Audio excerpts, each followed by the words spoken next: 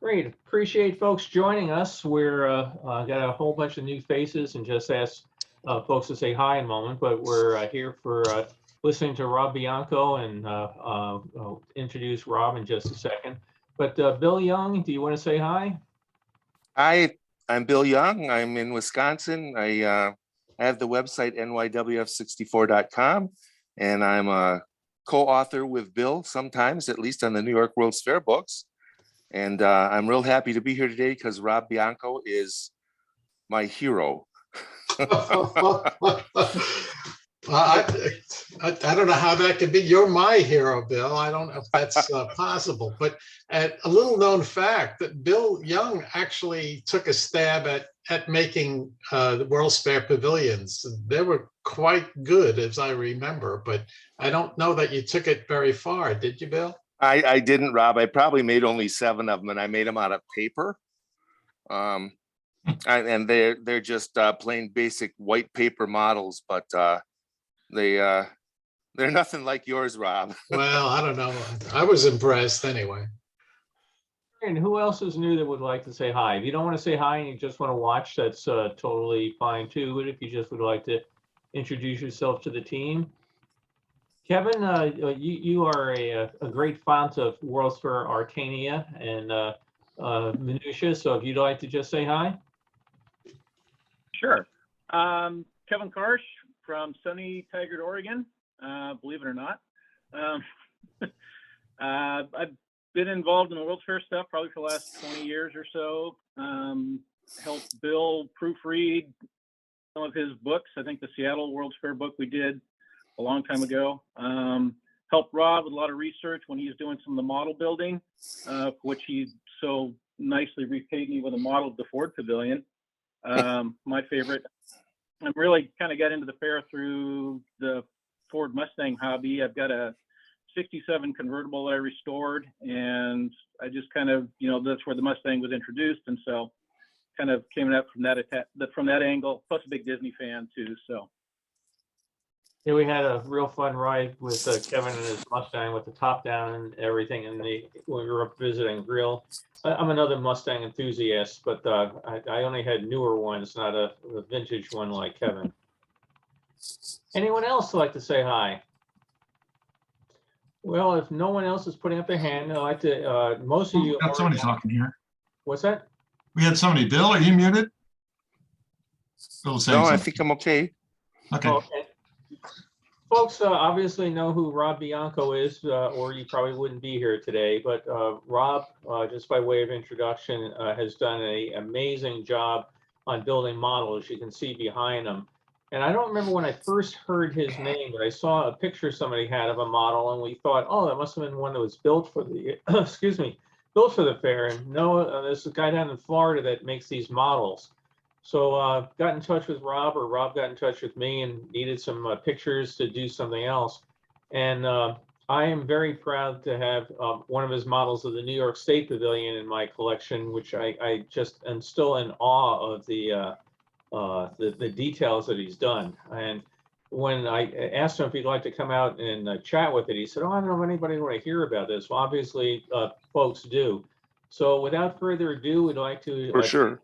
Rob, I'm going to throw everybody else on mute here 1 second. So mute all. Rob, you'll probably have to unmute yourself. Yeah, it just muted you too.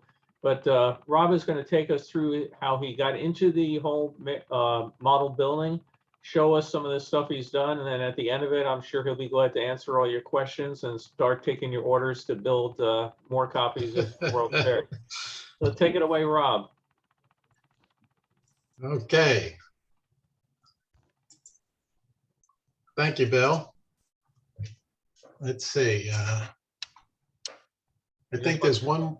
Yeah, down to the bottom right, just to the left of where you were, the little icon for the slideshow. Oh, there it is. Okay. Yep, there you go. Okay. Yep, all set. Looks good. Thank you. Well, good afternoon, good morning, or whatever it is, wherever you are. Thank you for joining this presentation. And I want to begin, first of all, just by thanking Bill Cotter for the opportunity to share this today. I've logged into a lot of his talks on Saturdays, and it's just been so interesting and informative. And now it's a thrill just to have a turn to do this. So thank you very much, Bill. This first slide is, hopefully everybody could see, it was my, I guess, the first introduction to officially that the World's Fair had arrived on Long Island, and we were subscribers to the Long Island Press. And so we saved this cover page from the Long Island Press. Prior to that, we would occasionally drive into Manhattan, and on the Long Island Expressway, we would see this construction going up, these massive structures, New York State, General Motors, not having any idea what in the world all that was going to be, but it was kind of interesting to see it. And so April 22nd, 1964 rolled around, and here we go. So I lived only about 15 minutes away from the fair and ended up going about 30 times, about 15 times each season. And one day, during one of my visits, I wandered into the American Express Pavilion, which was located near the main gate. And all I could say is when I came out of there, I was never the same again. Forget the $1 million money tree that you're staring at right there. There's a great model inside this place. And so there it is, almost 20 by 40 feet. It was huge. It was 1 to 384th scale, built by Lester and Associates. So I guess prior to the fair opening, I guess they used this for people that were going to exhibit at the fair, and they would have a model made. And so people could see where their pavilion was going to be and how it was presented and how it fit into the big picture.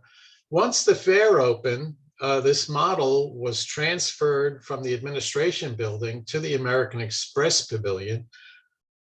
How it got there is a story of its own, but its proximity to the main gate and the fact that American Express had the space for it, that's where it ended up. And I can't even count how many times I went to see this thing, but I was just enthralled with it. I guess the average person would go in and look and go, oh, that's nice, you know, but I don't know. I just the right age, I guess. And so the model itself would have been impressive enough for me. But then, and please excuse this blurry slide, it was the only picture I could find of the model lit up. So there was an 8.5-minute narration, and the lights would come on, and the narration would walk you through the entire fair as each pavilion lit up, and there would be a brief description of that pavilion. So the idea was to help visitors and guests to plan their day at the fair, and you could kind of see how it all fit together. Quite impressive. So I decided to try my hand at model building and to bring it home, so to speak. And so you could see that over the years, these are the tools that I ended up using most frequently. Is this arrow showing up, Bill? Yes, it is. Oh, okay. Well, it's just the Dremel tool, which is a multi-purpose tool, a compass, various glues. This glue here is specifically made for styrene plastic. I used a ton of cardstock. As Bill said, he made some out of paper, cardstock, and scenic glue for landscaping materials. contact cement, which is, I think, like the best glue in the world, I think. I don't know. And then you had super glue, gel. Woodland Scenics makes a number of products for water, recreating water, and landscaping materials. A good X-Acto knife it was critical. So, and then Evergreen Models makes the plastic sheets that you can cut and shape and mold into just about any shape that you need. So here's a photograph of that appeared in the Long Island Press on July 12th, 1965. And you know, how did that happen? Well, that's probably the most interesting story that I have to share with you today. So I went home, I had pictures of the model, I had pictures that I took of the fair, plus the guidebook, and I started making pavilions in a spare room in the house, and my dad helped me with the lights. So each building had a light in it, and he helped me wire and solder up the lights. So the only thing that I was lacking was a copy of the audio recording, the narration that was used at the American Express Pavilion. And so one day, my dad and I lugged our reel-to-reel tape recorder, because they didn't have battery-operated cassettes or anything like that in those days, at least not that I know of. But we lugged it to the fair and to the American Express Pavilion. You can imagine my reaction when we got into the model room. There was no electrical outlet there. So there was no way to plug in the tape recorder and get the recording I wanted. I was very disappointed. I just wanted to leave and get out of there. But my father, who saw how disappointed I was, it wasn't going to let it go that fast. So he said, well, why don't we ask somebody? And, you know, what do we have to lose? Well, you know, being 14 years old, so I was kind of embarrassed, and, no. Anyway, he tracked down an employee from American Express. And before I knew what was happening, we were both being escorted up to a VIP viewing room of the model, where I was able to get the recordings that I so desperately wanted. Crazy. So then while I was recording it, another American Express employee came up to me and said, well, what are you doing? I mean, why do you want this? And I explained to him I had made a model in my home, and I had the buildings and the lights. I just needed the narration. And he was so intrigued with it. He said, can I come and see it in your home? And we'll bring a photographer with us. Yeah, sure. Yeah. So a couple of weeks later, they showed up. They took pictures. They told me to keep my eye on the newspaper for the next several weeks. And there it is. There it is. And it's hard to believe, even in these days, that scale model at American Express was advertised as a $500,000 scale model of the fair. And you can see at the end of the article there, mine costs $40. Not bad. Well, then 2 months after it appeared in the paper, I received this letter in the mail from Robert Moses. And after all these years, I still can't believe it. But he basically said, this excellent job you did. It's come to my attention. I congratulate you on this accomplishment, and enclosed is a World's Fair medallion, which I thought you might like to have. And it wasn't until years later that I realized this was just a month before the fair closed. And I'm sure, Moses and a lot of other people were very cognizant of the fact that the fair was not going to be making any money. But he still had the graciousness of taking the time to send me this letter and send me this World's Fair medallion, which I still have. And it's, I would say it's one of my most treasured possessions. Not because it's that rare. I think they gave out probably hundreds of these things, but it's special to me because of who sent it to me. So there you go. Now, in 2016, fast forward a little bit, I was commissioned to build a scale model of the entire fair. There was a client that asked me to, his first interest was in the Disney connection to the World's Fair and started with those 4 pavilions. And then next thing I know, the conversation developed into, oh, why not build me the whole thing? I said, okay. So I got the operations manual, which is on Bill Cotter's website. And they have numerous maps in the operations manual, which is very, very interesting and valuable information. So I took the map, I went to FedEx Kinko's and spent the afternoon reproducing it so that it would approximate 1/600 scale or 50 feet to the inch. Well, how was I going to mail this thing? It was 3,000 miles away. It's in California. So what I did was, as you can see, I divided this map into 16 different sections. And I was very careful to avoid transversing any structures. So I didn't want to, cut buildings in half. So I basically was following the major roads, being the Grand Central Parkway and the Long Island Expressway, and then the streets and in the fair. And so this is how it ended up getting cut up.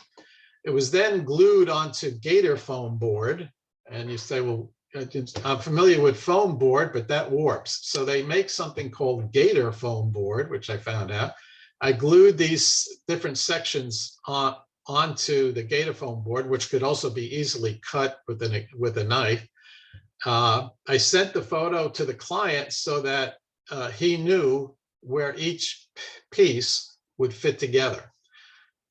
Once the completed pieces were mailed to him, then he would then fit them together like a giant jigsaw puzzle.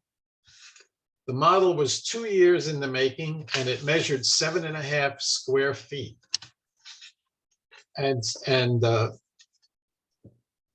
we never had any problems with the model arriving damaged or in any way. So FedEx also, this technique, which I'll show you in a second. But the only structure at the fair that was on more than one section was the Swiss Sky Ride, which you could see, starts in section 8, and goes over section 1 and ends up over here. I think this is section 5, I think. So I sent it to him, and he had to kind of assemble it and put it together because it was on 3 different sections. So this was just a Ford Pavilion model. I had many requests from different people to build model their favorite pavilion, for example, and Ford and General Motors and New York State GE were among the most requested. So when I researched to do these things, the objective was to get as much information as I could find, such as maps, photographs, books, architectural plans, and whatever. Now, Bill Cotter and Bill Young, both, well, I can't really, they were co-authors of a series of books about the fair. Excellent books and excellent references for me with the photographs and the information that was in those books. So that was a great resource. The internet, and at this point, particularly Bill Young's New York World's Fair website, was invaluable. This by far has got to be the greatest collection of information about the fair. Everything you could possibly want to know is on there. Information, statistics, photographs. So Bill Young, thank you for that website and for allowing me to be a part of it. So that's that. This is a photograph of section 1. I started out with the section that would have the Unisphere on it, part federal and states area, part international pavilion. You can see the sky ride going across here. And it's sandwiched between section 5 and 8 over here. You could see how they how it would fit together. So the objective was to construct it so that it looked like the actual building shrunk down to miniature size. If you look more closely at the official scale model of the fair, they were, I think, built by architects, and in many cases before the building was ever constructed. So there were some models on the official scale model that really didn't resemble the way things actually turned out. For example, New York State Transportation and Travel Pavilion. There were a few others that the color scheme wasn't the same. So by using photographs, aerial photographs and other types of photographs, my goal was to capture what the building actually looked like. And the time frame I used was between, like, say, June and September of 1964, a period of time when I think most of the buildings were complete by then. And this is what it had intended to look like. By the time you jump into 1965, there's all kinds of various painting schemes and other things that had changed. Some buildings fell out, like the Indonesian pavilion here was, there were a number of buildings that closed down, certainly even during the 64 season, but by the 65 season, definitely. Okay, FedEx had this idea how to pack this thing so that it will get it there in one piece. So I had a cardboard boxes made, and they were screwed down. So I would take some landscaping material and I'd put a screw right through it, 2 or 3 of them, to hold it to this box. Now this was the interior box, okay? And then after this was covered up and secured, then I would put it in an outer box, 2 to 3 inches larger than the interior box, surrounded with a lot of bubble wrap. And surprisingly, all 16 sections arrived in one piece, safe and sound. This I thought was a kind of an interesting slide because I had an aerial photograph, and I wanted to compare my model to see how close it looked to the actual fair. So here's a section of the transportation area where you can kind of see this is the real thing and this is my model. And so I was pleased with it. This is there's a picture behind me, but this is this section 8, and it included the iconic New York State Pavilion, which is still there.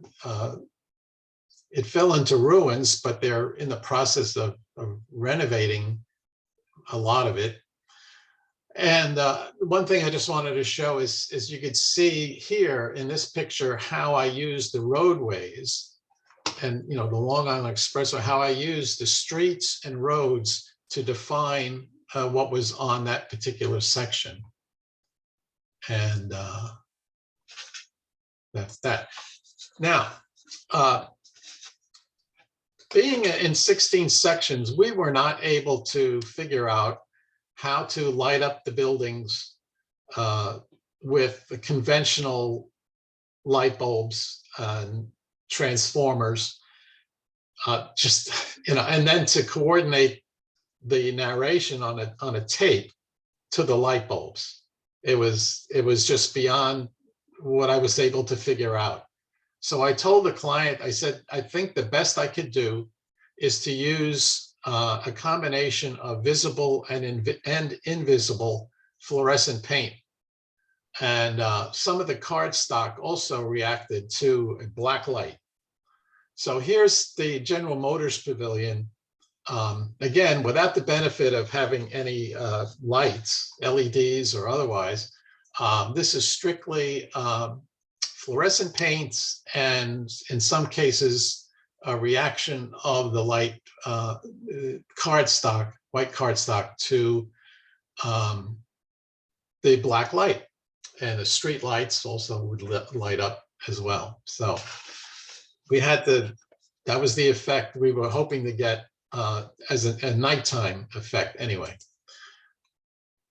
One of the pavilions that survived from the 1939 World's Fair was the New York City Pavilion, and it had the skating rink, and which didn't last very long. I think it closed fairly soon.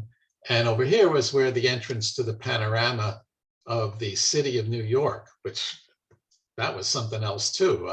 And that's still around, and that's been updated and renovated. So if you ever have the occasion to visit Flushing Meadows, you go to the New York City Pavilion, and there is a tremendous scale model of the entire city of New York. Quite impressive. Someone asked me, how did you make the brass rail restaurants? And that's a great question, because that was probably one of the more challenging ones to make. And so what I did was I had I took wooden balls, different sizes, and I shaped them so that they would fit together like this. They couldn't just be completely round. It wouldn't come together. So I had to take my Dremel tool and shave this down so that it would fit together in this approximate shape. Then, fortunately, they make a household, well, maybe a novice vacuum form machine, which I purchased, and then I would take the wood version of the brass rail restaurant, and then you would have a 5x5 sheet of styrene plastic that this top piece here would heat up, and as the styrene plastic heated up, it would begin to droop in a casing, and then you would drop it down over the wooden brass rail model, and it would vacuum and suck it right up so that it was the exact form and shape and size as the prototype. And that's how I made, and there were 10 of these, I think, at the fair that kind of represented the international flavor of the restaurants that were there. There were many more brass rail restaurants that just served the conventional hamburgers and hot dogs, but the bubble top restaurants featured, I think, were mostly in the international area because they served the special menu. That was that. Oh, the other thing when I was building my models of my fair, the other reason why the vacuum form was such an interesting technique is because the wooden prototype would pop out, leaving the plastic, and so you could put lights in it and light it up, just like the real brass rail restaurants. So that was interesting. So the more I got into building the fair, I was starting to get into the level of detail that I wanted to put on the model. Not that everybody was going to notice it, but if you were so inclined to notice it, all of the flags on the model that you will see are a duplication or reproduction of the actual flags that flew at the fair, and they were placed in their precise location. again, based on the operations drawings and photographs that I took. Now, here I want to say a special word of appreciation to Kevin Karsh. Kevin, and for somebody who never went to the fair, I don't think you went to the fair, right, Kevin? You weren't born yet. But he has such a fascination to the fair, and he studied everything, like the flags that are on these are the flags that appeared on the Meadow Lake Bridge. And they're in the right sequence. I mean, it's not just the flag, but this one was next to this one, was next to that, you know, and on it went. And there was even a space where the monorail, you know, went over the bridge. And I think I had a couple of conversations with Bill Young and Kevin about these guys who had more information, more knowledge than I did. And they never went to the World's Fair. And I was just like, you know, what? And it didn't make sense to me, because I understood my fascination to the fair was because I had a firsthand experience with it. And I remember these things. But their fascination was, I'm not really sure, but I just think it was an event in history that was pivotal and had such an impact on people that they were fascinated with it and studied it.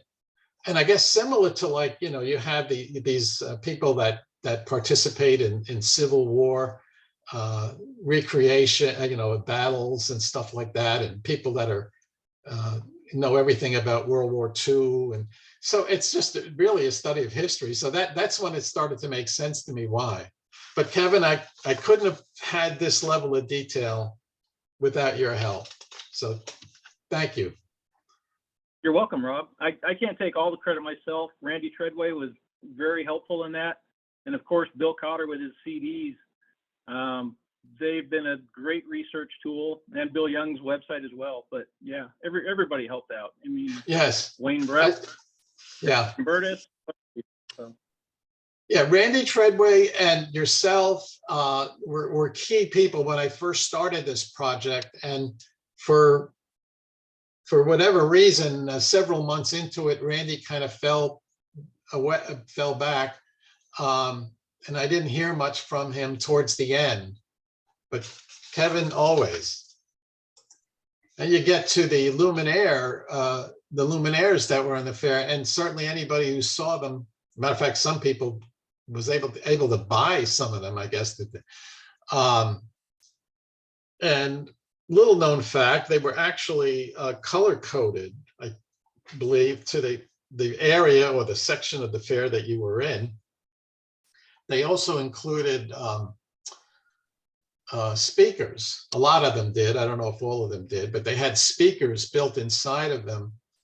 And one of the things about the music at the fair, I'll just throw this in, that I was fascinated with how they used the psychology of music. As an example, when you first went into the ticket booth and you bought your ticket and you walked into the fair, you might notice that they were playing marching band music. And without even knowing it, everybody was marching right through the turnstile and right into the fair, and at a pretty good clip, because it was marching music. But then as you wandered into the fairgrounds, the music kind of changed. And I think Bill Cotter was able to secure a lot of the audio music files that were played at the fair. Is that right, Bill? Yeah, they're on my website if anybody cares to listen. We're still trying to get names to go with some of the songs, so if anybody can fill in the blanks, I'd love to know. But I think music played certainly a big part of the fair and creating an atmosphere of the fair. And Bill also has the recordings of a lot of the fireworks shows that took place every night.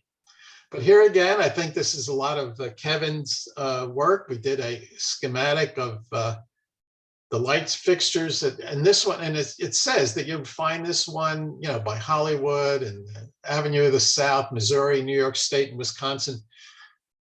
The maps that I had, a part of the original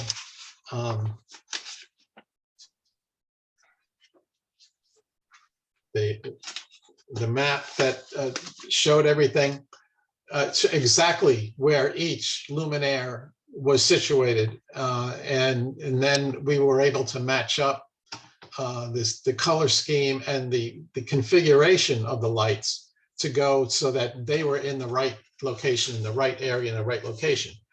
I mean, how many people would know that? I don't know, but I will tell you that if you see them on the, and what I did was, these were too small.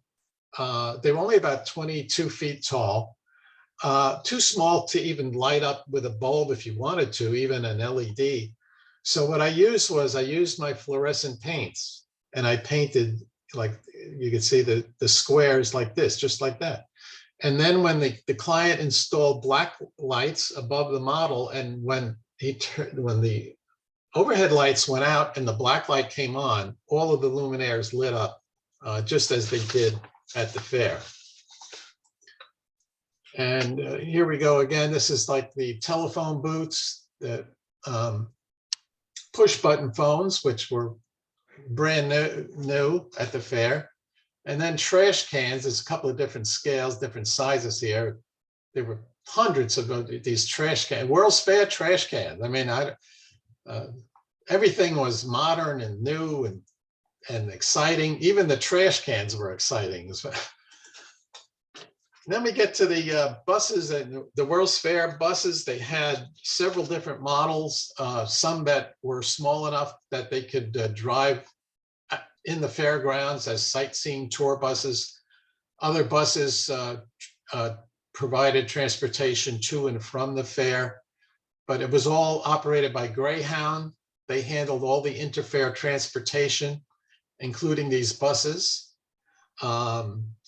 We took actual photographs, and here's a photograph of the bus in front of the Astral Fountain, and then scaled it down into a graphic version, and then printed it out and assembled them on semi-gloss photo paper. And it came out pretty good. I think that was how we created the buses. So I wanted you to see some of the detail that went into this model. And I think at this point, it would be good to show the client made a video of the model. And of course, we didn't have the lights to light up each individual pavilion. So he did the best he could by using an overhead spotlight. And but even that, it couldn't, the cameraman that filmed it couldn't keep up with the narration all the time. So you have to know your World's Fair and your pavilions. When they're named on the narration, you could see it. But since the spotlight and the cameraman they were not quite always exactly on the pavilion that was being mentioned on the narration.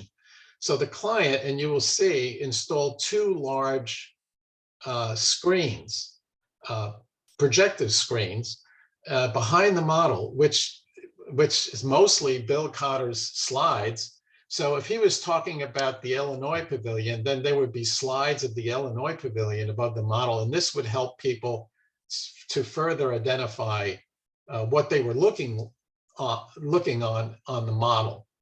Since this guy was intrigued with the Disney participation at the fair, he had the audio recording redone.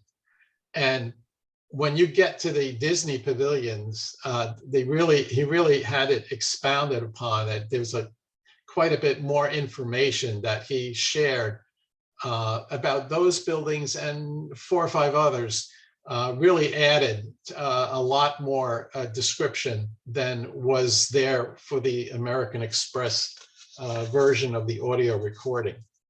So Bill, I think this might be a good point to show the video. Okay, if you can just stop sharing for a moment, I will jump into the control room. Oh, before we get in, do you just want to mention what we're going to be seeing before your piece of it comes into play?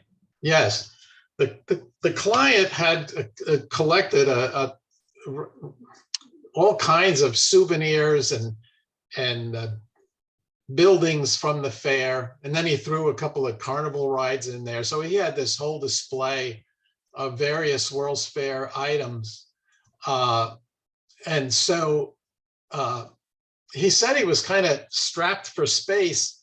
So what he did was he took my model and he suspended it above his collection of World's Fair memorabilia. So the first few seconds of the film is his collection of World's Fair stuff.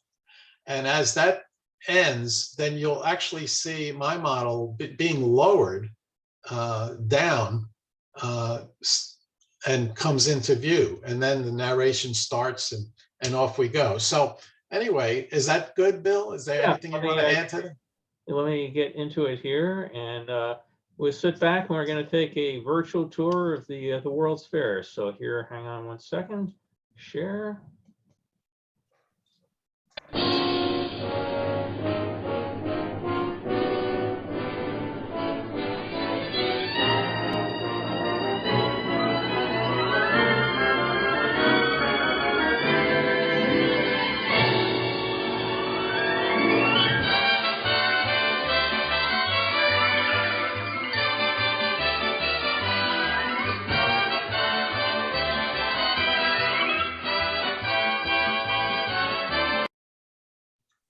Oops.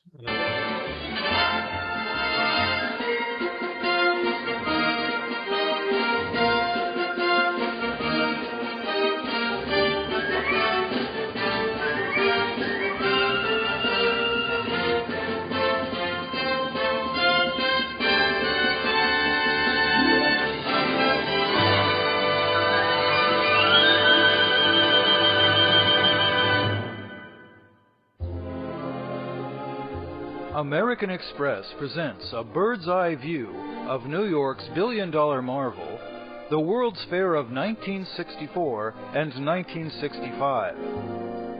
Over 600 acres of wonder ready to delight you. Let's take a tour of our model to help you plan your day in this fantastic square mile of exhibits. Here is where you are now in the American Express building.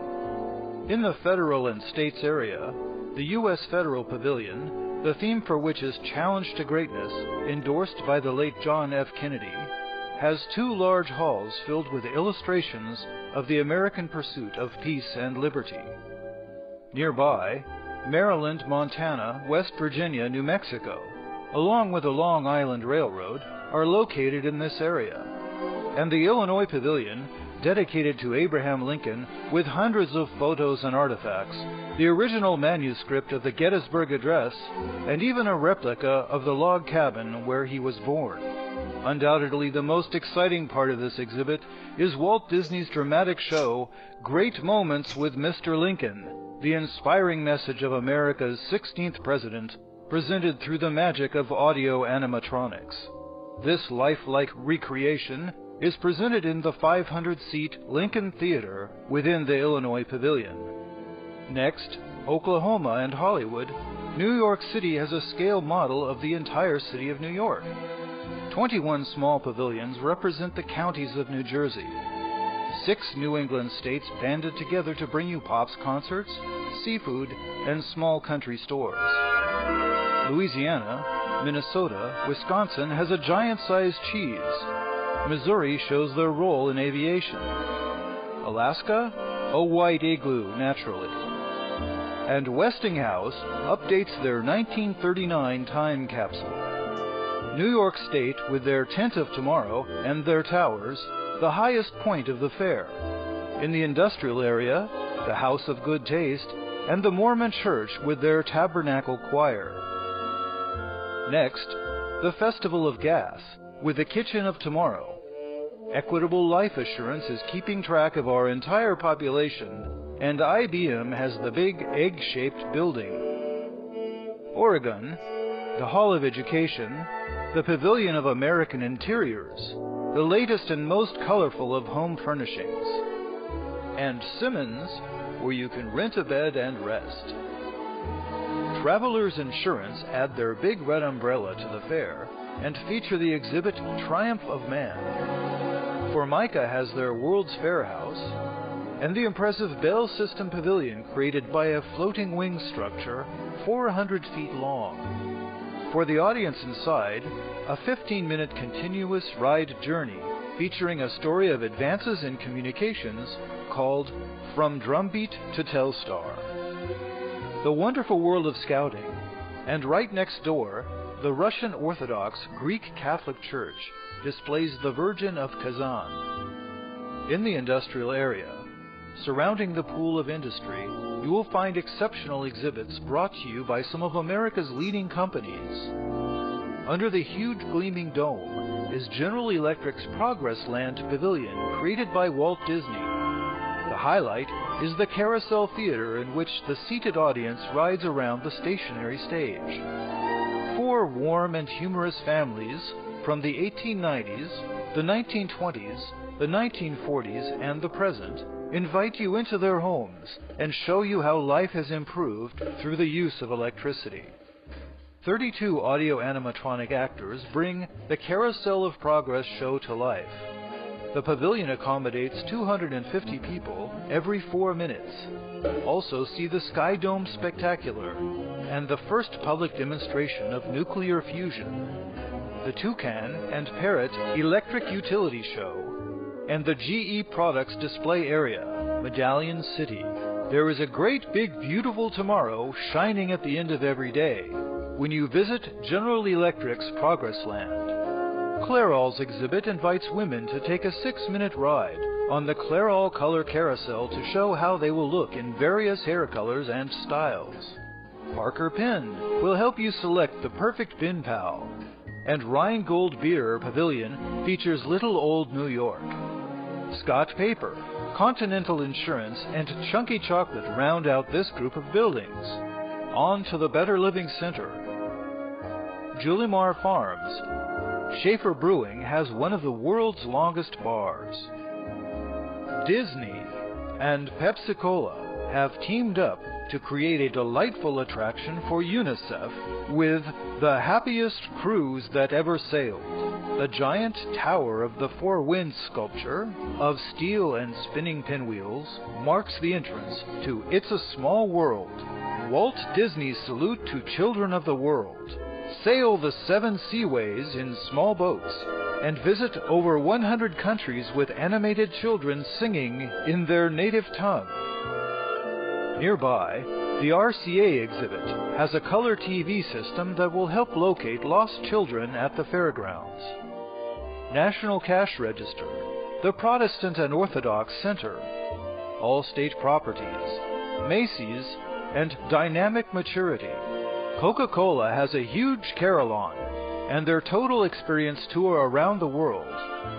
Back to back with Coca-Cola is the refreshing 7-Up Pavilion, featuring an international garden of sandwiches. And, at DuPont, live musical shows and the wonderful world of chemistry will certainly entertain. See the floating theater at Johnson's Wax, also General Cigar, and the spectacular Electric Power and Light with their Tower of Light visible in at least 4 states.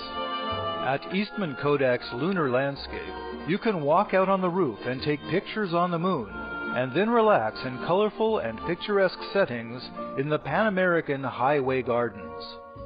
In the international area, visit the Vatican Pavilion with Michelangelo's Pietà, the Belgian Village featuring mouth-watering Belgian waffles, and the Garden of Meditation. The Christian Science Building, the Hall of Free Enterprise, and the American Israel Pavilion. France and Sweden feature traditions, cultures, and handicrafts.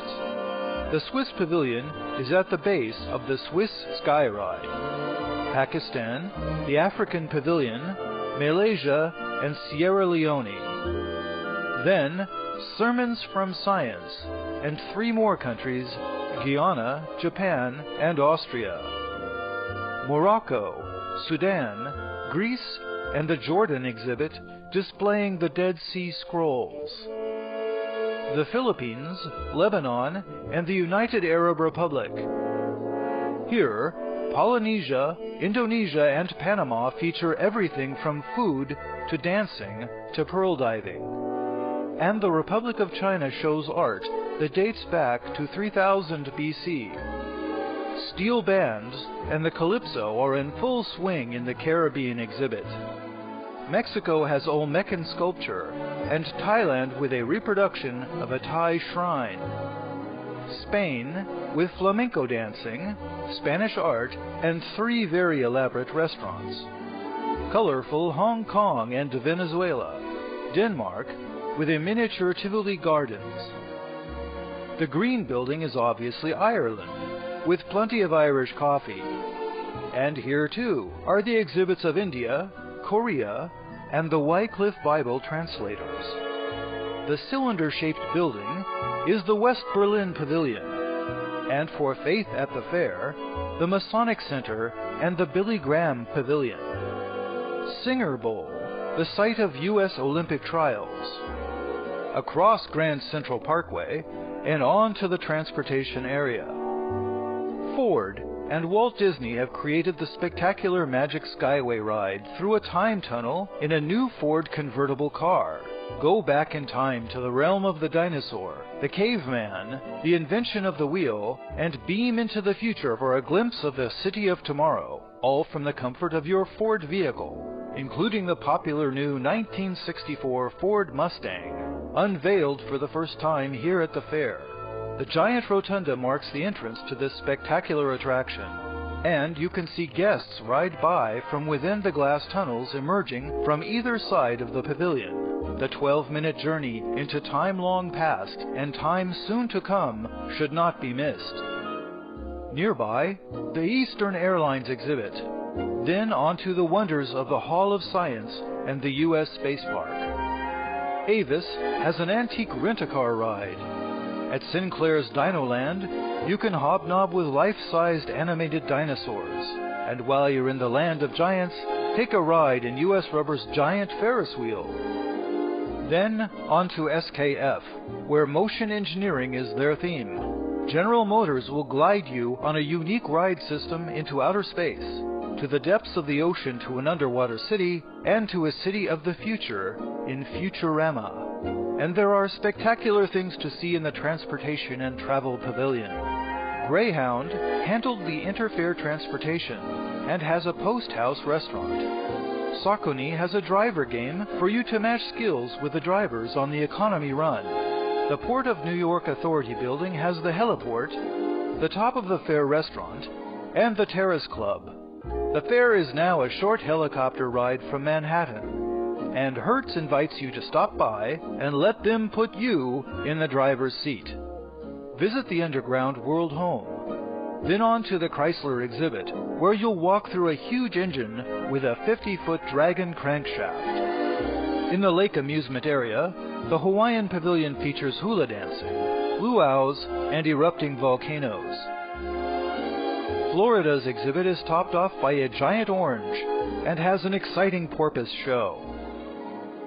AMF's monorails, 40 feet above the ground, will take you on a panoramic ride around the lake amusement area.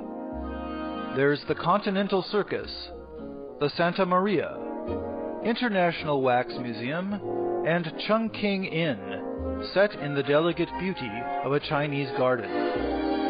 Literally a myriad of services and amusements, and a restaurant to please every taste. U.S. Steel's mighty Unisphere, the symbol of the fair, peace through understanding. Surrounded by 96 fountains, Unisphere is the largest representation of our planet built by man.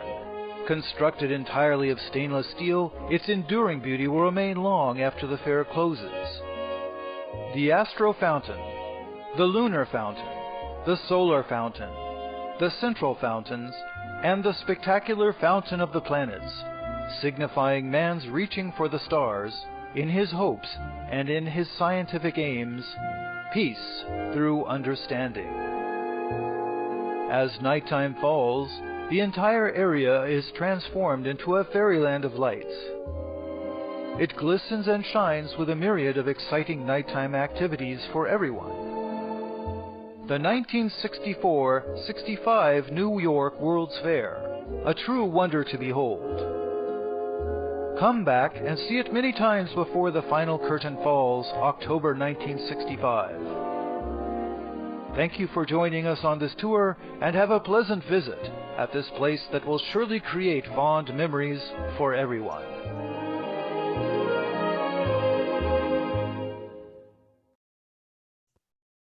Watching that, I'm just blown away. It struck me the only part of that that I could recreate would be the Underground World's Home. That's good. Yes, and That's amazing. So take it back over on your side, Rob. okay. Let's see. I think this is where we left off. Get back to share screen. There you go. Okay. Well, I hope you enjoyed that. I'm impressed. What can I say? Okay, so let's see. The next, as the years went by, I started, and thanks again through Bill Young's website, I got a lot of requests for models, and some people wanted something a little bit bigger. So I went to the next scale up, which was 1/300 scale. 1/600 scale, the model you just saw was 50 feet to the inch. The 1/300 scale is 25 feet to the inch. So the dome you see here is 8 inches in diameter. Sinclair's Dinoland was built even at a larger scale, 1 to 160 scale. I think most people seem to remember this exhibit. I don't know about you, but I could still remember the smell of melting plastic while waiting for my souvenir Brontosaurus. Oh, I did want to mention about the on the model. One thing in making this thing is that no matter where I went, whether it was a restaurant or Lowe's or Home Depot, no matter where I went, I would just walk around looking for anything that resembled the World's Fair Pavilion. So in that regard, I was not a normal person. For example, Alaska was exactly the size of a ping pong ball cut in half. The travel insurance umbrella was the same size as a 3-inch touch light, you know, those lights that you tap on and they come on. One size is 3 inches, and I cut that into the traveler's umbrella. So whereas most people see a 3-inch touch lamp, I see the traveler's insurance umbrella. And if you happen to notice on the Kodak exhibit, those were actual pictures that were on displayed on the Eastman Kodak exhibit, and then obviously shrunk down to that size. So there's Dinoland. And next is Pepsi Cola. This was also 1/300 scale, so twice the size as the one that was on the model. And Tower of the Four Winds. Speaking of Tower of the Four Winds, somebody wanted me to build a larger Tower of the Four Winds. This one is 12 inches tall. It's 1 to 120 scale, and there it is. There's the Tower of the Four Winds, and I hope that I made Wally Crump proud. He was the creator of that thing. To my knowledge, that didn't survive the fair. Most of the Disney exhibits were transported back to California, but not this. This one was, I think, scrapped and disposed of. As long as we're talking about that, the official scale model of the fair, people lost track of it. Whatever happened to that thing? Well, after the fair, they moved it to the Queen's Museum, and it was there for a number of years, much to my delight. However, in the early 70s and mid 70s, New York City fell into the funk, and the New York City Pavilion also was declining. Then they decided to put it through a major renovation. And during that renovation, the official scale model of the fair was demolished. by some carpenters or electricians or I don't know who, what, or so the story goes. This is also a larger scale model of the Travelers Insurance Pavilion. And I did have lights, lights that were used to light up the roof, as well as the fountains that went underneath. And you can't really see it here, but this was a stained glass entrance. Then I had a friend of the band. The band was called the Escorts. They performed at the Tipperillo Band Pavilion. And he asked me to make a model of this, and this is HO scale, or 1:87. He wanted to present it as a gift to the band member. Oh, these are just HO scale people, but that's an actual photo of the band themselves. So here's the lead singer and the thing. So I took an actual photograph of the band, and then I scaled it down and I put them on stage so they could actually recognize themselves. Well, that was an interesting project. This is a larger 1/300 scale model of the Ford Pavilion.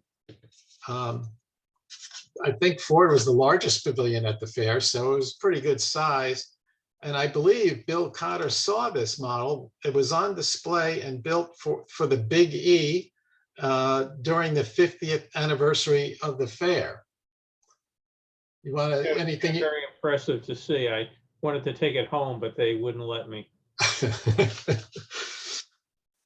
Okay, well, then I got another interesting request. A client in California contacted me and asked if I could make him a model of the Trilon and Perisphere, the symbol of the 1939 World's Fair.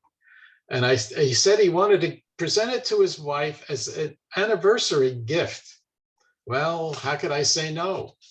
So he would send me literally hundreds of photographs of the Trilon and Perisphere from every conceivable angle. And he wanted a lot of detail put into it, which I did. And as I was working on the model and as I was getting to finish it up, the name of the client that wanted this was none other than Trey Calloway. Well, who's Trey Calloway?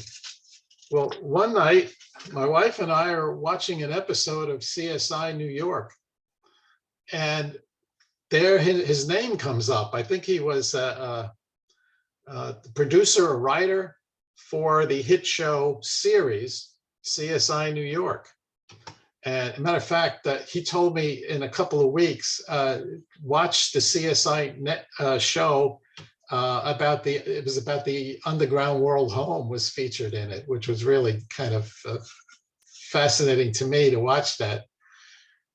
His wife Nancy is there, and just a little story behind this. Trey told me that he was just driving down Hollywood Boulevard or someplace, and outside of a photo shop, I don't know if it's Kodak or what, they had this huge poster here outside the shop. Well, why did that catch Trey Calloway's attention? It's because this young man sitting in front of the Trilon and Perisphere is his wife's father. And he was so intrigued by it, he went inside the photo shop and managed to convince the owner to sell him this picture. So when their wedding anniversary came around, he presented his wife with this photograph of her father sitting in front of the Trilon and Perisphere and the model of the Trilon and Perisphere from the fair. And so that's how and so this hobby has introduced me to people I never would have met, I mean, otherwise. But Trey is a gentleman and a scholar. And I think, Bill, you saw this one too. Yeah, it's absolutely breathtaking and very nicely presented. Yes, he did a great job on that. Well, if that wasn't enough, next thing I know, I get a call from Doug Drexler, Academy Award winner Doug Drexler, He wanted 4 New York World's Fair Pavilion models, GE, Ford, GM, and the New York State Pavilion. And he displays it in his home. But not only that, it's in the same display case as his Star Trek model. All I could say is, wow. You know, he put my models next to his Star Trek model.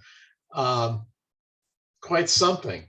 And I don't know, I think some of you may have seen this. So yeah, I know a lot of you know Doug Drexler, and maybe you've had occasion to visit him.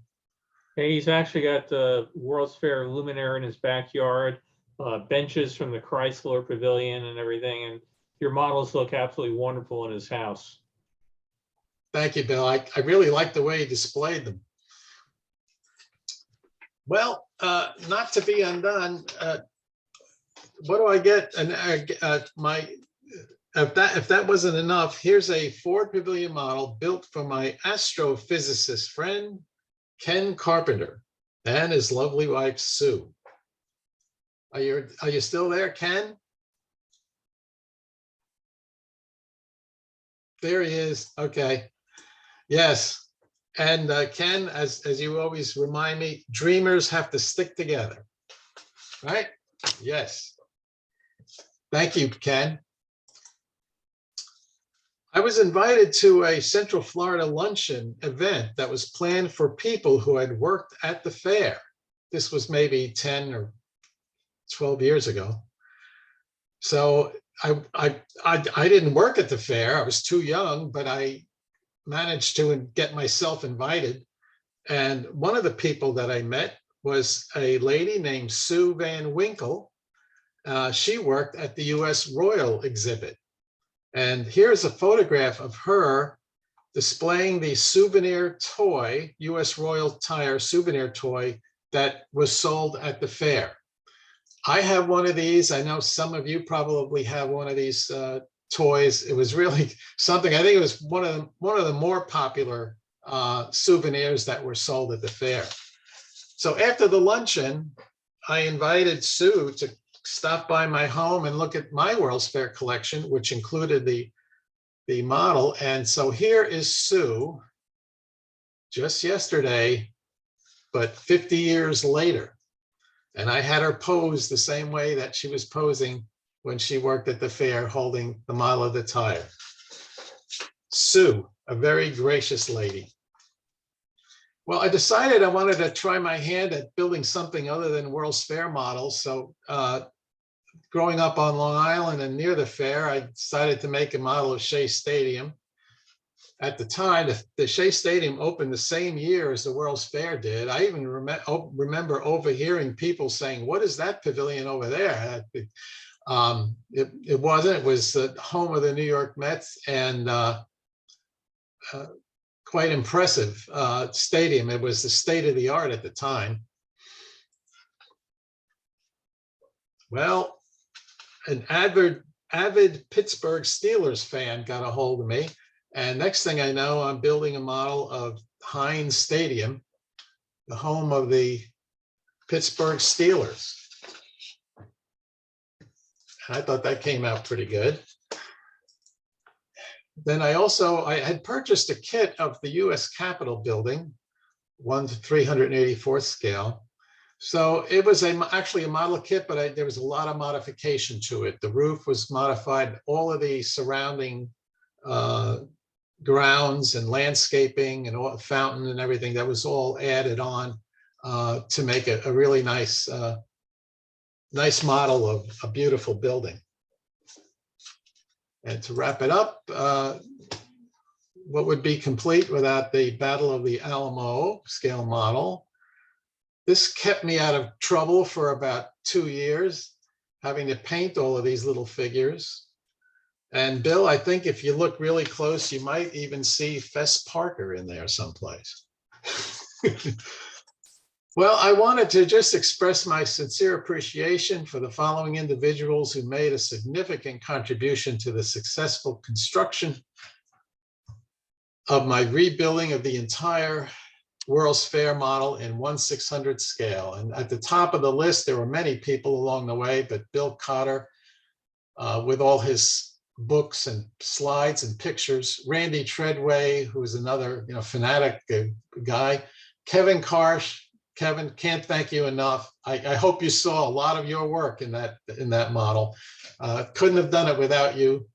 And of course, then Bill Young, again, his website was just a tremendous source of information. And also by putting a link there, that's how a lot of people contacted me, expressing an interest for building a model. And I, for example, I had one lady call me and said, I'd like you to build me a model of the Wisconsin Pavilion. And that, of course, is near and dear to your heart, right, Bill? And so she wanted it because her mother had worked there. And she wanted to present it as a gift to her mother. So I thought that was really kind of nice. And I can't leave out my wife, Shelley, without whose love and support, I never could have successfully completed this model project. She had to put up with a lot of stuff and still does, but I don't know, we're together 46 years later, we're still together. So what can you say? So here's the last slide. I wanted to just put down, Bill said, make sure you let people know how they can get in touch with you. And I think the best way to do it is on Bill Young's website, nywf64.com. And this is if you click that in, this is what comes up on the internet page. And you could see right here, custom made models of the World's Fair. Just click on that. And there's all kinds of information about me, how I got started on this, and also about how the different models that are available. Bill Cotter is also on the same website page, not only his CDs, but a myriad collection of various items and books and photographs, not only of the New York World's Fair, but just about all of the World's Fairs. So this is probably the best link to connect. I did want to list a few other things. How do you make these buildings? Mostly styrene plastic from evergreen scale models. There's a lot of card stock in there too. Micromart is the small tool specialist. That's where you can get your Dremel and your airbrushes and stuff like that. Woodland Scenics is a popular model railroader supplier for scenery and trees and various things, shrubbery. ModelRectifier.com makes the best scale model trees that I've ever come across. It's called JTT Model Trees. Whoop, what happened? Okay. Sorry about that. No problem. Looks like you ended sharing. Okay, well, let me. If you click on share screen, it should still be there. And it is. Okay, thank you. Shop Pop Displays, a number of people that ordered models wanted to know if they wanted to protect it and have an acrylic display case to protect the model from dust and moisture and whatever else. There's a number of places where you could probably get one. This is just one that I've used recently. It's called shoppopdisplays.com, and they make custom-made acrylic display cases. And with that, Bill, I'm done. Well, thank you. Just hit end share. There you go. That's, again, fascinating. The amount of time and effort you put into this is astonishing. So I'd like to open it up. People have questions. You can use the raise hand button or wave your hand, and you can ask Rob anything you want, and he'll, I'm sure, do his best to answer. Who would like to start? Bill Young. Bill Young's waving. So Bill, if you care to unmute yourself, sir. You're still muted. You need to, bottom left, you should unmute yourself.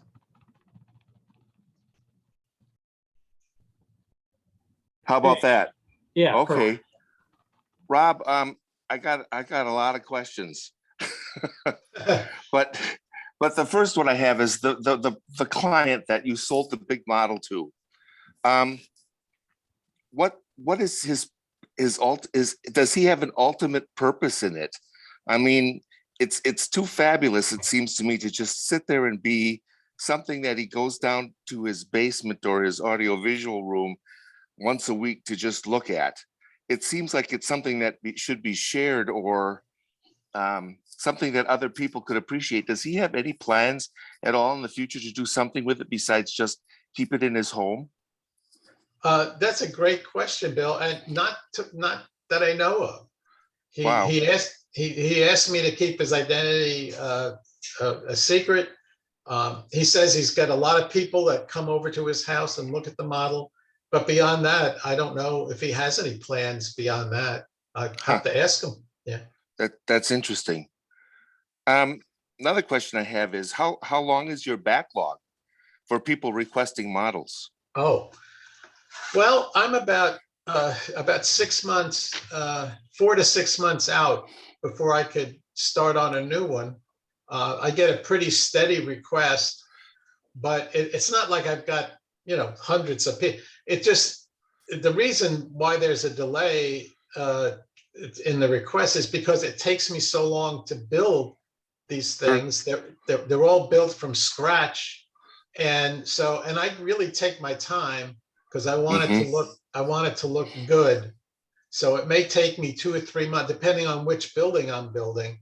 Like a New York State model would take me probably 2 to 3 months to finish it. So I've got about a 6-month backlog. Okay. Are there any pavilions that you've done that you're like, I don't care if I ever do this model again, I'm so sick of doing it? I not off the top of my head. How about Shea Stadium, all those tiny little blue and orange squares? That had is crazy. Yeah. Yep. Well, I am crazy. I must be crazy, but yeah, I enjoy, the challenge of building each one. Some of them are, like, again, the ones that I built the most, the ones that I had the most requests for was Ford, General Motors, New York State Pavilion, Bell Telephone. Those I built 10 or 12 times each. And most of the pavilions, not so much. The ones that I built, if you go on your website, you could see there's about a dozen or so pavilions that I displayed because I get a lot of requests for them, and Sure. Yeah, you probably don't get a lot of requests for dynamic maturity or white Bible translators. no. Just to give people a rough idea, Rob, something like the GE Pavilion, you had the 300 scale model of that. What would people be expecting for an approximate price tag on something like that? Well, what I would prefer to do as far as the price of these different things is to contact me by email through Bill Young's website. And then when then we could talk about the size. The price is based on the materials, any research that I have to do for it. But mostly is the time. Is the time. It takes 2 or 3 months sometimes to build one of these. Now, another element that could add to the cost is some people wanted it illuminated. So that 1/300 scale GE Pavilion that you saw lights up.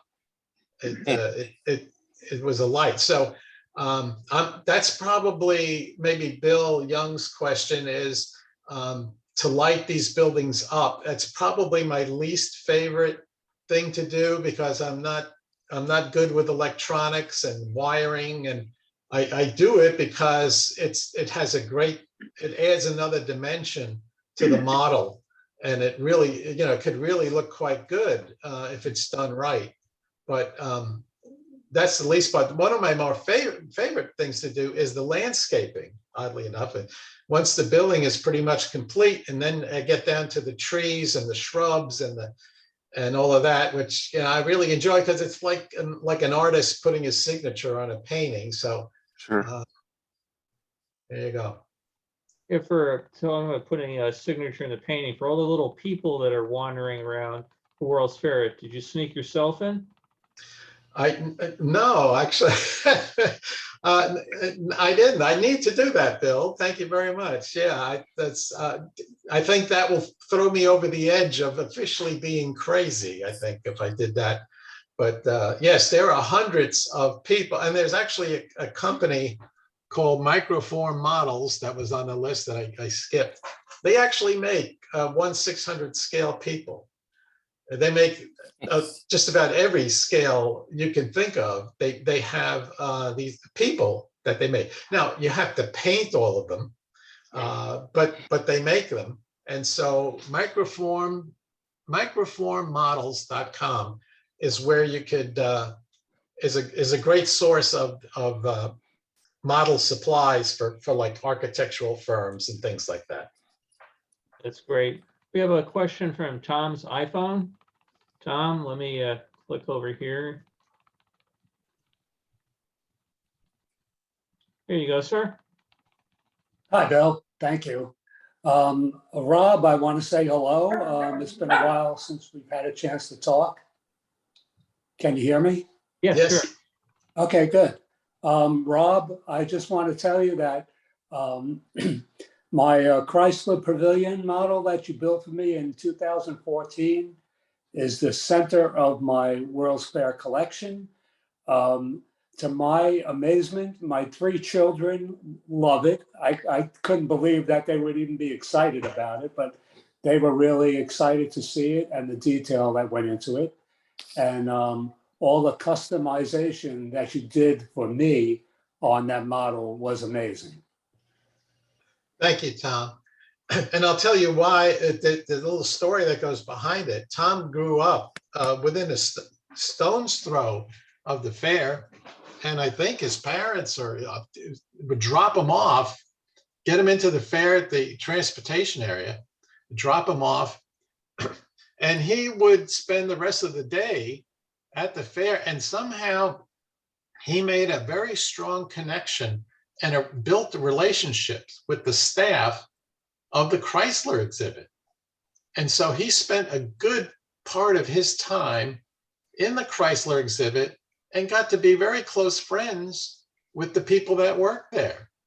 As a matter of fact, when the rest of the fair closed at 10 p.m., he and his Chrysler exhibit friends would go over to the lake amusement area that stayed open until 2 o'clock. Did I get that right, Tom? Yeah, and that's kind of amazing because I was only 11 years old at the time, but my parents didn't have any problem with that, believe it or not.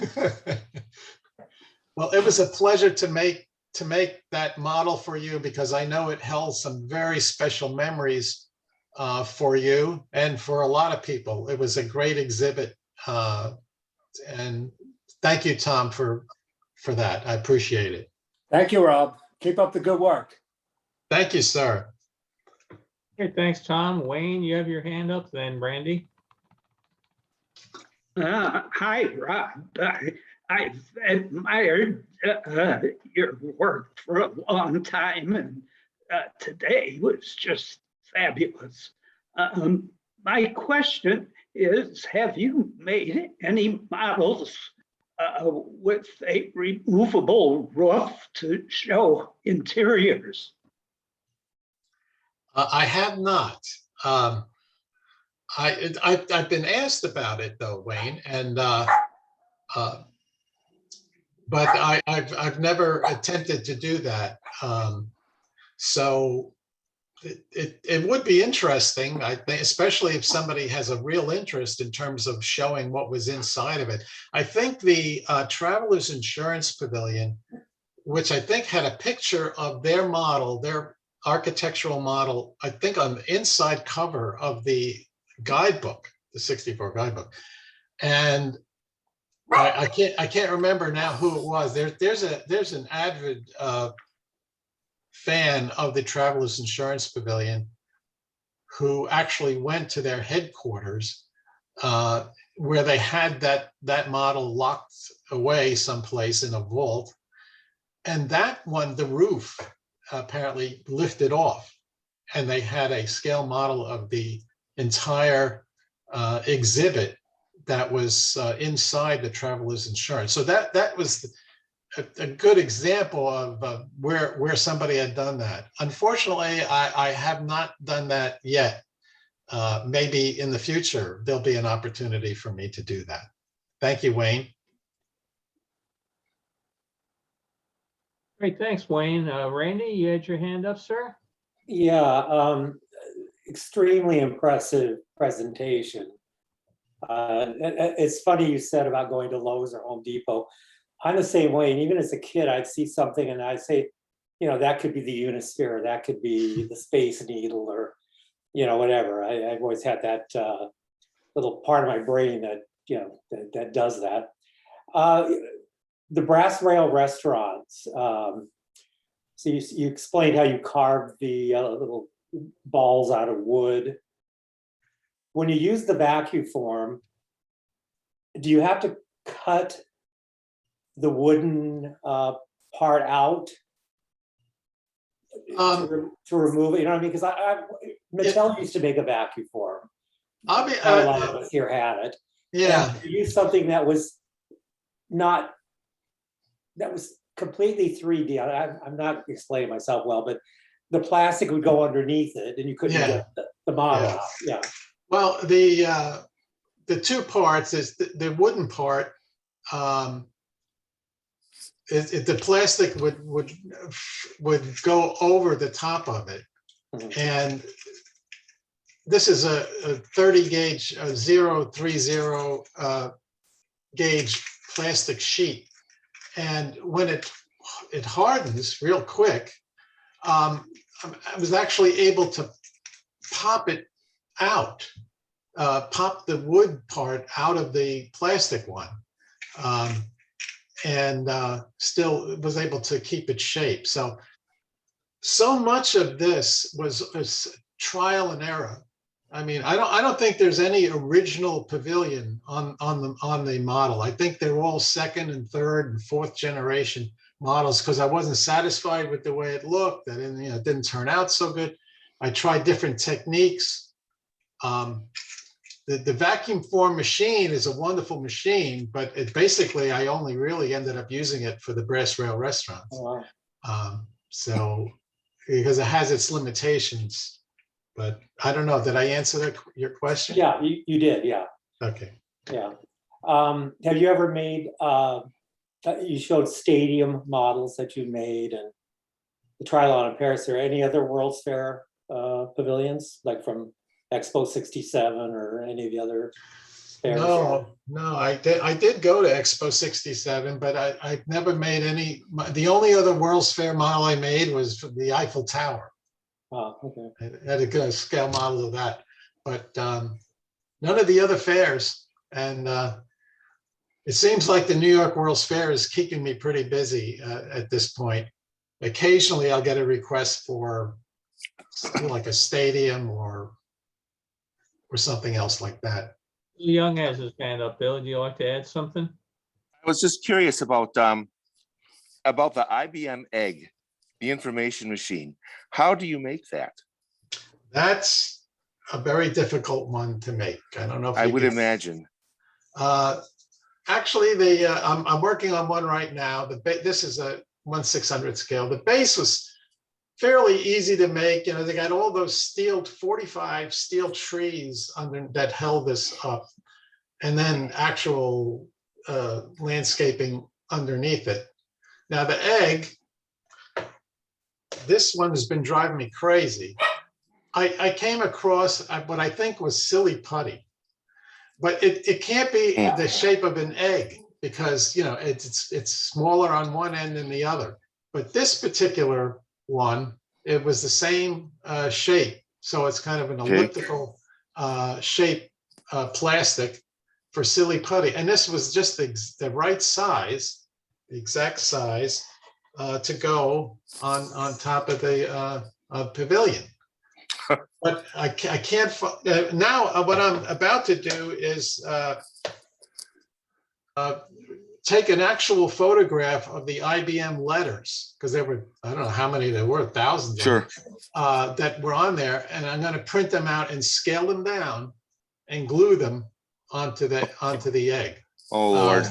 To kind of give them, you have to look real close, but you'll be able to see that, you know, the letters IBM are duplicated hundreds of times all over the egg.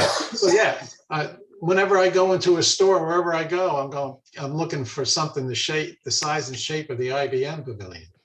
Sure. So yeah, it's good and crazy. Well, I just wanted to say too, Rob, thank you for what you're doing. I'm just amazed. Congratulations on all of your models, and thanks for keeping the fair alive with these. I think they're just amazing. I think you're amazing. And this has just been a great talk. I really appreciate it, Bill Cotter, for you doing these. Thank you, both of you. Yes, you're welcome. Folks also to know Rod has done things like the Contemporary Resort and different parts of Walt Disney World. So if you're interested in commissioning a little piece of something else, I'm thinking about maybe having my Boy Scout camp behind me done. So, but that's about, I don't know, 65 acres of trees. That would keep you real busy. Yeah, unfortunately, the camera didn't zoom in on the Boy Scout exhibit at the fair because they had, I think, a 12-foot replica of the Unisphere, which the Boy Scouts made, which was, you know, just fascinating. I don't know whatever happened to that. But Bill Young, you know, I thank you, because none of this would have been possible, you know, without your website and without you allowing me to have a spot on your website. That's how about 95% of clients, that's how they find me. And so that would not have happened without you, Bill. So thank you. I'm happy to do it. It's amazing. If you have not spent any time on his website, you need to do that. There's more information on his website than I ever had, even during the fair. Okay, and I was at the fair and it was all right in front of me. There's more information on his website than I ever had at the fair in person. So yes, thank you for all of that, Bill Young. Part is there's no lines. You don't have to wait in the summer heat. That's true, but you need to definitely delve into Bill Cotter's website too, because he's got tons of stuff out there too. Besides the photos, he's got tons of information on the brochures and interesting documents. He's got lots and lots of stuff too. So I'm just glad we can all kind of keep the fair going. Oh yeah, it's amazing how many people. Well, you know, I guess there's fewer and fewer of us but the books that you co-authored, Bill Young and Bill Cotter co-authored about 4 or 5 different books just on the World's Fair. Yeah, fantastic. We did 3 of them. That's how Bill and I first got in touch. Bill reached out and said, I'm looking to do a book on the World's Fair, the one you're holding, but I don't have any pictures. And I said, oh yeah, we'll do, excuse me, I'll be glad to help you. So in the days before the internet was really out there, it was you know, through email. I'd write a chapter, Bill would write a chapter, we'd go back and forth. And at the end of it, I think we were very lucky. Our writing style was pretty much very much. So at the end, I can't tell you which sections. I know all the really good words were mine. No, no. I gotta say that's one of the nice things about looking at those books. I don't think you could look at it and go, oh, that's Bill Cotter's description, or oh, that's Bill Young's description. Yep. I think the writing style was really, really similar, so they turned out really well. We were very lucky in that respect. And then we have our third unsung partner on the line with us, my wife, who was a proof editor that took my stuff, Bill Young's stuff, put it together, took out some of the techno geek stuff and helped with it. So when we did that first book for Arcadia, they you know, they were a little, I don't want to say reluctant at first, because they all do books that are very micro focused on, like, you know, here's a book on the Jewish community of Northwest Seattle, you know, and they tend to sell it through, you know, clubs and things like that. So when we did ours, they said, well, we don't know how many people will want it. Well, it turned out to become their bestseller. So then Yeah. they said, hey, would you like to do a second book? And we said, okay. And then Bill and I were kicking around. I wonder if they'd like to do a third book. And they said, yeah, we're just thinking of doing color. Would you like to be our first color book? So it's turned out to be really successful. And then, I've got 3 with Bill and 10 others that I've done on different World's Fairs. Yeah, it's So, become your second job, Bill. Besides the New York World's Fair, Arcadia Publishing has become your second hobby. yeah, they keep asking for other ones. We see we have Ken has his hand up. So Ken, there you go. Okay, I was just going to say, of course, that both of your websites are the gold standard for the World's Fairs. Is just absolutely amazing. And as an illustration of that, when Rob started talking and was talking about the model in the American Express building, I realized, despite having deep dived into the New York World's Fair since the 2014 reunion that got us all together, I didn't know where the American Express building was. So I went to Bill Young's website and went to the interactive map, which is one of the coolest things there. And you can click on it and it puts a little arrow on the map and says, it's here, dummy. And I just love that, because there's so many times that I've actually gone and used that when you can't find something in the chaos of so many buildings.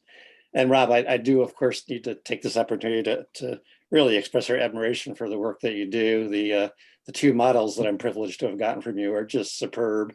And I'd get more if I had more space to document them, but I'm working on that still. Yeah, you're quite welcome, Ken. I really appreciate. We had an occasion to meet when Ken and his wife came down to Disney World.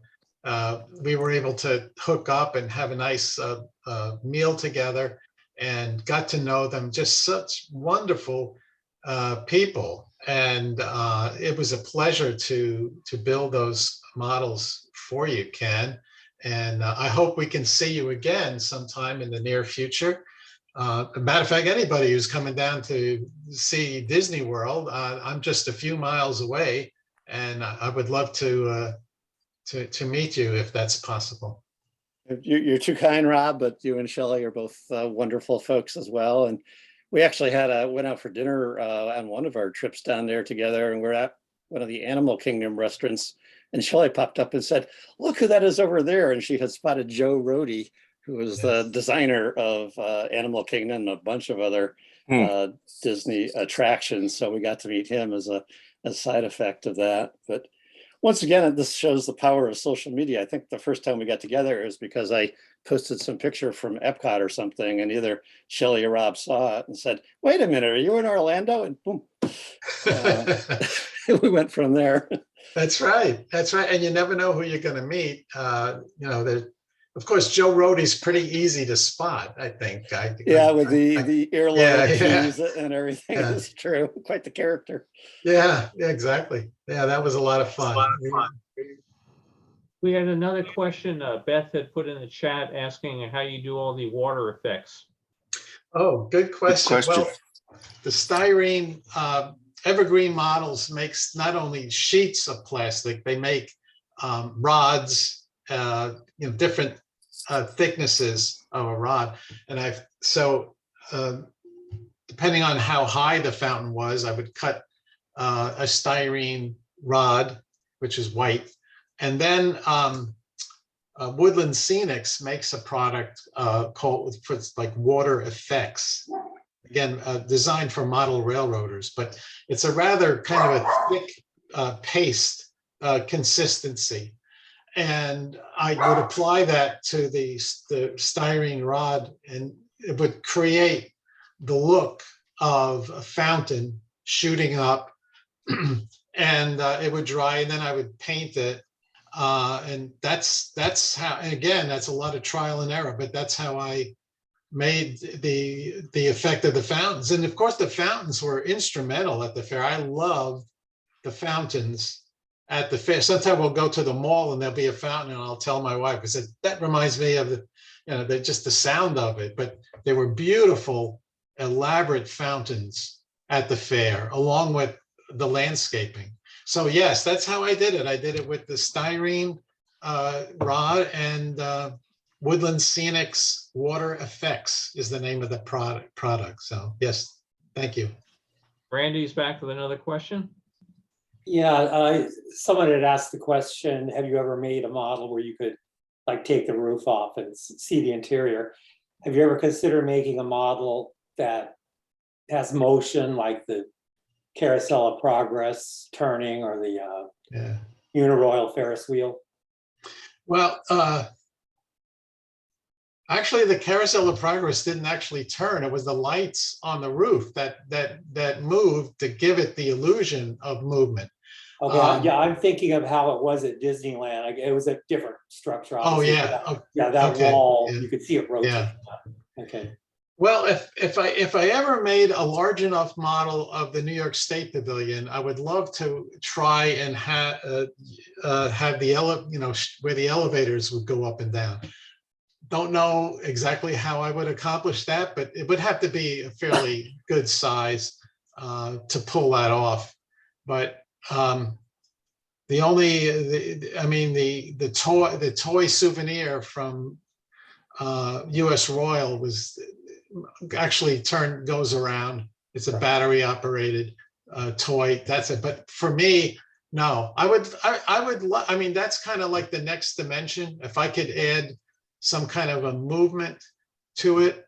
But right now the model, basically the way it is, it's like a photograph. It's like a moment in time picture of this is the fair as it is. But no, it's a fascinating question, and I've toyed with the idea.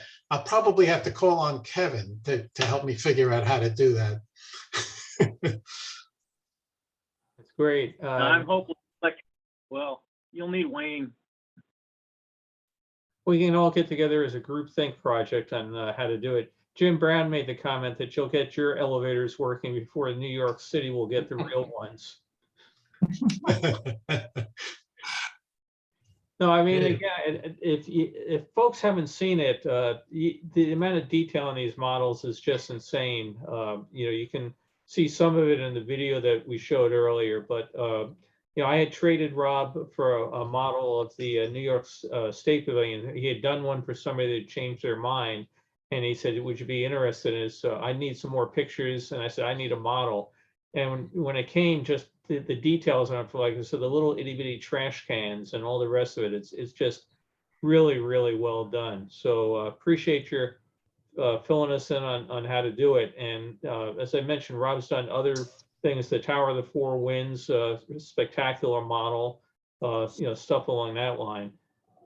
Before we go, I'd just like to mention, put her on the spot here, Kathy Perrone. We have an event coming up 4 weeks from today, and didn't know if you would like to mention it in case there's any folks that are out here in the West Coast or those that are thinking about coming out to the West Coast. So if you got a moment. Yeah, thanks, Bill. I figured in about 2 weeks, we'll do a last call. There's a few seats left. And yeah, it's going to be a great day, a great location, lots of speakers, big party celebrating the fair. And it's on your webpage, and we're going to put it up again soon, I think. Love to have it. Disneyland Hotel a month from today. Yeah. Oh, yeah, exactly. Yeah. Kathy had tried to do this last year, and then the virus came in and did it. And then she set another date, and the numbers went up. And thank God now the numbers are coming back down. So everybody, please keep your fingers crossed for the next 4 weeks that it continues. But yeah, we have some fun things that are planned. And again, if you're anywhere out in the Southern California area or thinking of coming out, that would be a great time to do so. Come on out for a waffle. I'll go off the diet for that. You're going to have Belgian waffles? Well, the hotel swears they have the original recipe on file from years ago. They did an event, so they're looking for it. Hopefully. Yeah. Yep. So we're looking forward to it. And then again, it's interesting. Rob was saying earlier about being crazy to do it, and I'm thinking, God, the guy's got to be crazy to put all this time and effort in it. But I said, well, wait a second. I'm the guy sitting here with 25,000 pictures from that World's Fair. So we have a contest someday. Who's crazier? It's usually, when I show people is that I'll say, well, it's keeping me out of trouble anyway. So, Yeah. Yeah. Again, there's another question. Rob, any place to see more pictures of your photos of your Dino Land? I couldn't tell from the photo if you have the smaller pieces. yes, every dinosaur that was on that exhibit was recreated on that model. I always take a number of photographs before I ship the model out to people, just so I have it. So if you want to send me an email or something and let me know what you'd like, if you'd like to see more of something, or if I have any more pictures. I know I have more pictures of the Dino Land exhibit. I'll be happy to send that to you if you wish. Great, thanks. And Rich Herring had his hand up. Yeah, I'm curious. Rob, did you figure out what the placement and the configuration of those luminaires was? Because that intrigued me for a couple different reasons. And I've looked at the things too. I didn't even begin to try to figure out what was going on. Yeah.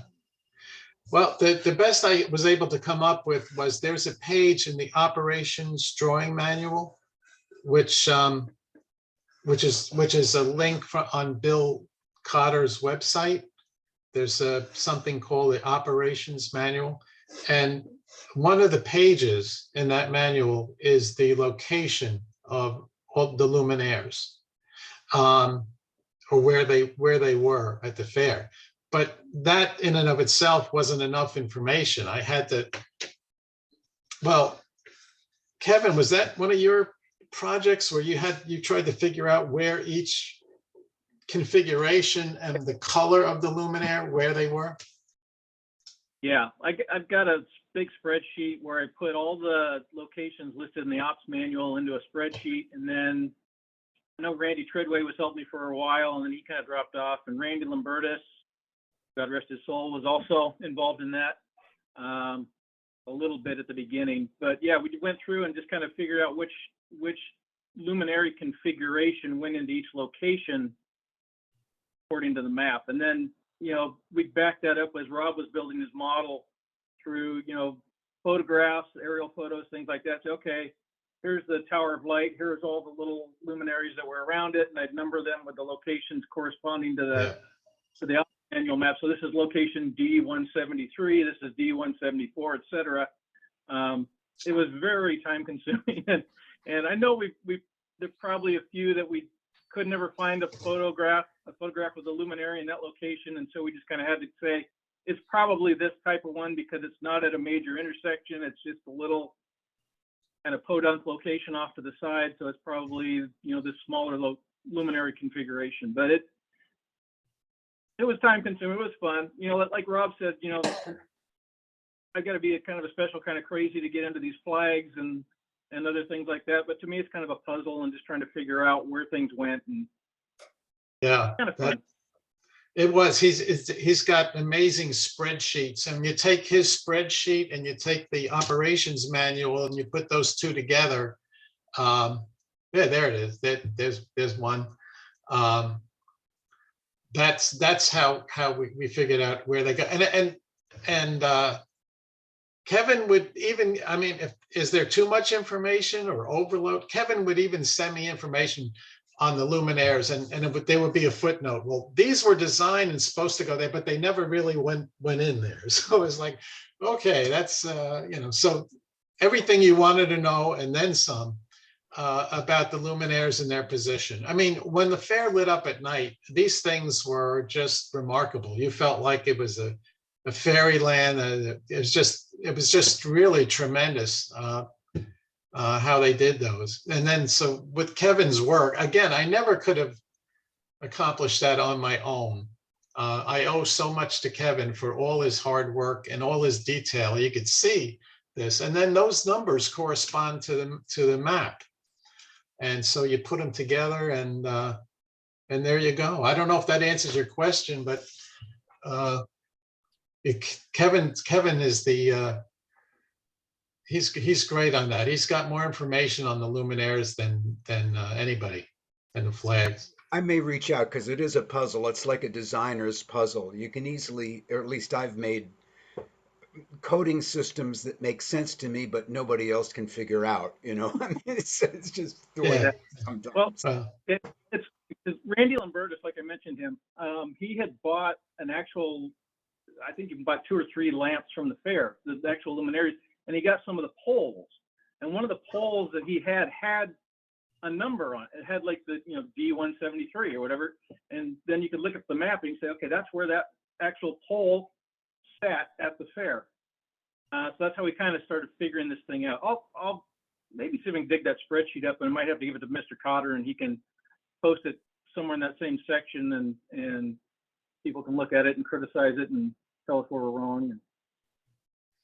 Another thing that Kevin and Randy did for me, sometimes like a lot of the pavilions would not only fly their flag of their country or state, they would always have like another flag, maybe the American flag or the World's Fair flag or a number of flags. And I relied a lot on photographs of this. So I would say to Kevin or Randy, I said, can you get me a photograph of the Korean pavilion, from the view from the Swiss Sky Ride, and they would. There wasn't a single time I asked for a particular angle or view where they didn't come up with it. I don't know how he did it. I don't know how they did it, but they would find a photograph and then blow it up and turn it around. It was just amazing. It was just amazing, the skill and the technical knowledge that he had,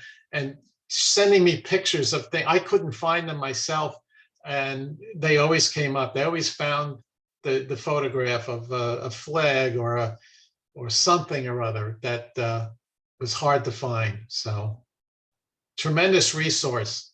I feel like we're old friends. We've never met, but yeah, Kevin is wonderful, and I feel like you're on the moon there. We're talking. That's great. That's beautiful. Yeah, my son's old bedroom. Yeah, I remember the Allstate Pavilion. We could never find a picture of that stupid house, but Yeah, yeah. Well, yeah. In some cases, we had to use our imagination. We obviously aerial photographs were, number one. I wanted to see what it looked like from the air. There were not as many of those as you would think, but then we would get every angle of the pavilion, the front, the back, the side, every possible angle of every building. And we did the best we could, with what we had. But Bill Cotter's slides of the fair are remarkable. I mean, there's such a wealth of information on there, and he cleans them up. I mean, sometimes he gets a hold of these pictures that are like home, somebody took on their brownie or whatever it was, and Bill, he cleans it up. He takes an old faded, spotted photograph that's 50 years old, and then you think then he fixes it, and it's like a high definition picture that was taken yesterday, So that's tremendous. That's a skill that Bill has, and it's amazing what he has done with old photographs that he was able to restore them. You haven't caught on the fact that I have a time machine, huh? Well, I think so. But I mean, I think like with anything else, I mean, I think a lot of times we accomplish what we're trying to do is because we have a passion for it. It's not just a hobby. We actually had a passion for it, whether it was a firsthand experience or whether it's just a fascination with that particular point in time. Or we know somebody that went to the fair, and so I think it's very passionate. And when you're passionate about something, it's easy to do. My wife looks at my models and she couldn't do it. She says, "It would drive me crazy." Well, she does crossword puzzles, and I can't do. 2 minutes in, I'm ready to scream. So everybody has their own niche, I guess. Yeah, Randy? You were talking about the flags. weren't a lot of the flags on some of the courts just nonsensical flags? So how did you reproduce those? You just had to kind of guess, or? No, actually, again, Kevin had found pictures of them, and they weren't. I think on the bridges there were a number that they weren't states, they weren't countries, they weren't World's Fair flags. They were just flags that people made up, and we even have those. I mean, Kevin had, it's incredible. Made up. You're right. Now, I would print the flag out on. Not even cardstock, just regular printer paper, very thin. And I'd print it like back to back. Like if it was the United States flag, it would be the stars, back to back like that. I'd print it out and cut it and then fold it together. And then you would have the flag. Well, then I needed to make it look like it was blowing in the wind. So I would bend it and shape it, each flag, so that it gave the appearance that it was actually blowing in the wind. So, I mean, you got to get down. What I like about models when I go to museums and things like that, I like the models that the more you look at it, the more detail you see. And that's what I like about, that's what I tried to do with my models is you stare at it, you look at it and you go, well, no, my God, look at that. He's got the trash can, and people, little tiny people. So I love the detail. My wife says I have ADHD. I don't know what that is. When I was a kid, they said, shut up and sit down. That's how they cured ADHD. But I'm not on any medication or anything like that. So two things. One is, as you're just talking about detail, Carlos Keevy just mentioned the detail in the Belgian village behind Rob is incredible. That must have taken you a bunch of time. Behind what village? The Belgian village. Oh, yes. Yeah, of course, that was one of the last pavilions to be completed. And it did take a lot of time. And they actually sold a paper model of the Belgian village at the World's Fair. I never knew that. I just stumbled upon a collector a number of years ago, and he happened to have one. And I bought it from him, and then I had to supplement it with a lot of photographs. I wanted to simulate the smell of the Belgian waffles coming out of it, but I couldn't do that. I think somebody has a recipe for the Belgian waffles. I think. Yes, that was a challenging pavilion to make, definitely. And could you share? Oh, Don will get to you in 1 second. Could you also share the sad fate of your original model? Yes, I was in my home in Elmont, and my mom passed away, and then my dad moved up to Connecticut to live closer to my sister. And when he sold the house, the model was demolished. He sent me a few of the pavilions, but that's all that survived that. So, Don? I was just curious, and forgive me if you did cover this already, but have you ever done anything with 3D printing for your models? I haven't. When it first came out, I was fascinated with it, and I said, "Well, there goes my profession. That's going to put model makers out of business." But at least the first few models, 3D printers I found to be rather crude in the results. Because I guess they used melted plastic. I don't know what they used, but they were okay. But I've yet to see a 3D printer match the level of detail that I was able to put into some of my buildings. It would be nice, to have a professional 3D printer and try building these things. But I spent more on my first car than what some of these 3D printers cost. So I look at them with fascination, but I've never did anything with them. It also kind of takes some of the fun out of it, doesn't it? If you're just sitting there pushing the button and that drops a US pavilion or the Unisphere or whatever. I mean, Bill, you had your hand up?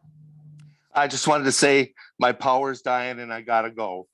So say goodbye and thanks to you, Rob, and thanks to you, Bill, for doing this. This has been a great day. Thank you. Thanks for joining us. Thank you. Thank you, Bill. Thank So you. long.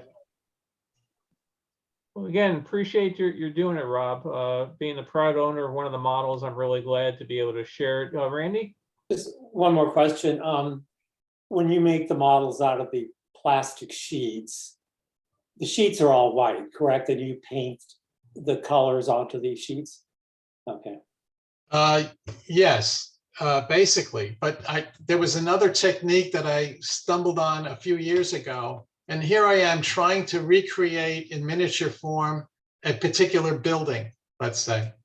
And then with access to Bill Cotter's photo library, I discovered that if I took a photograph of the actual building and shrunk it down to scale, what could look more like the building than a photograph of the building?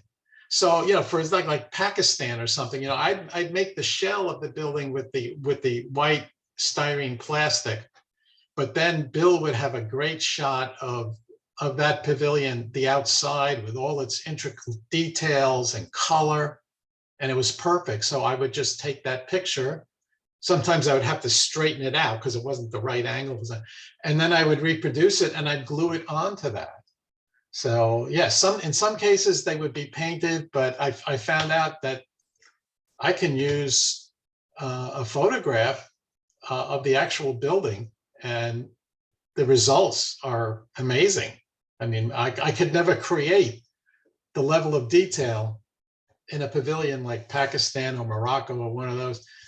So photographs did come in and have a lot to play with it. And with the paper being thin enough and the plastic being thin enough, you could still light it up from the inside.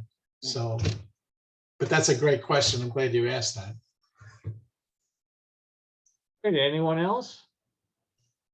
Well, again, I thank everybody for joining. I'm working on the schedule for next week. I'll get an announcement in a day or two, and I'll put this online during the week for folks that missed it. There were a number of people that wrote they had other obligations or issues to do today, Rob, that we're real excited to hear about it.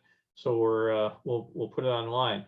So thank everybody, and I hope for everybody in the path of the next set of storms that are heading towards the east that it treats you well. And out here, we're hoping that the wind dies down. And we thank everybody for doing it. So thank you again.